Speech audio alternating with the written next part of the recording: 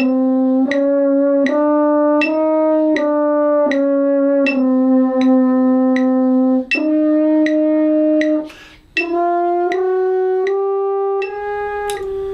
and welcome, French horn students, to another instructional video. Today I'm going over the piece Chroma-zone. This is in Book 2 of the Essential Elements book for French horn. And I'm going over piece number 11 called Chroma-zone.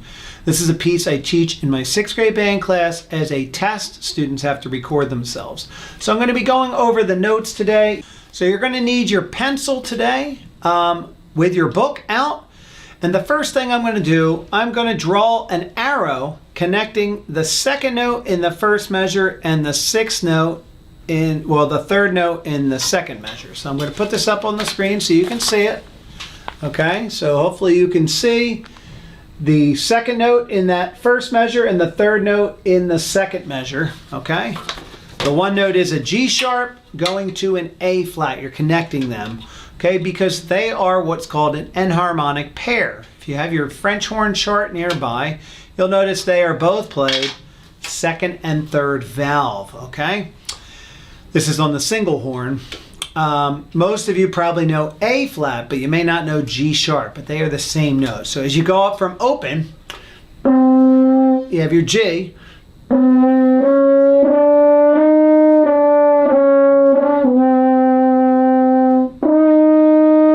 So you're going up G, G sharp, A, B flat, A flat, G, B flat.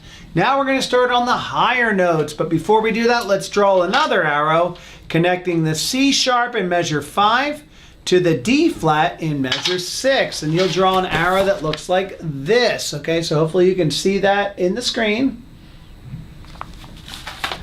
They are also enharmonics, and I'm going to play that C sharp as a 1 and 2, the D flat the same way, and just for the sake of today I'm going to play the D first valve, but you can play it open. Starting on that high C, okay, we're going C, C sharp, D, E flat, D, D flat, C, and we'll play it.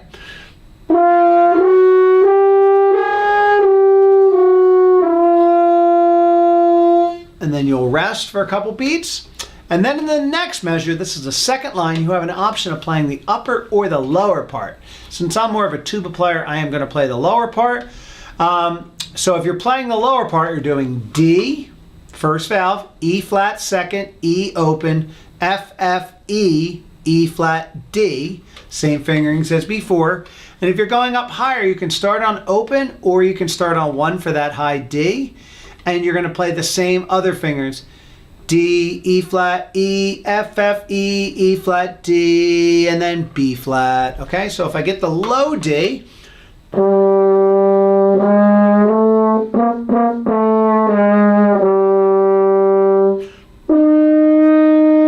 and then we end on that high E flat second valve. And this works best if you're playing this with your band, because then you'll be able to hear those pitches and match them.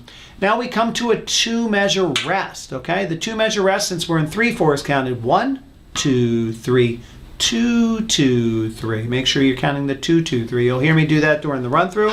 And then we play 4 B flats at the end of the song. But that's not actually the end. The last arrow I want you to draw is from the end of the song all the way back to measure 1, okay? So it's going to look like this. I took an arrow and I drew it all the way to the beginning of the song. At the end of the song, measure 16, it says DC al fine. DC means to return to the top, and then you're going to play until the fine.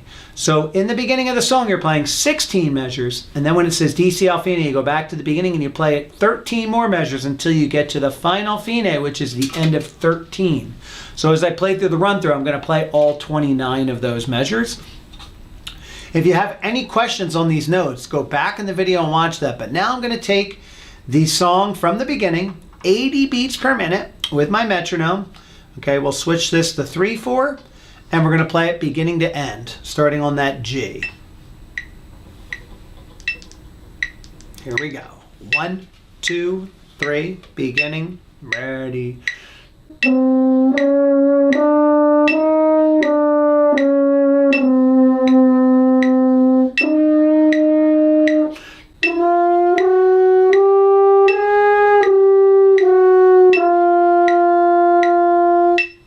Ready, and.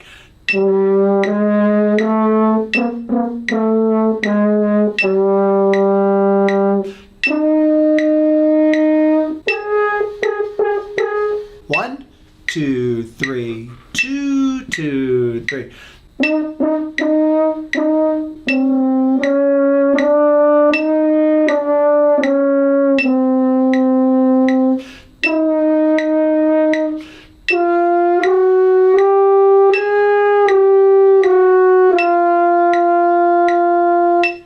Ready.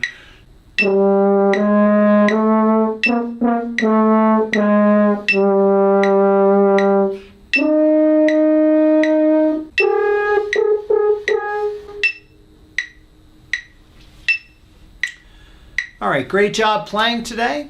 I hope you're working on this song and it makes you a better player. And if you have an upcoming concert, I wish you the best. Happy practicing.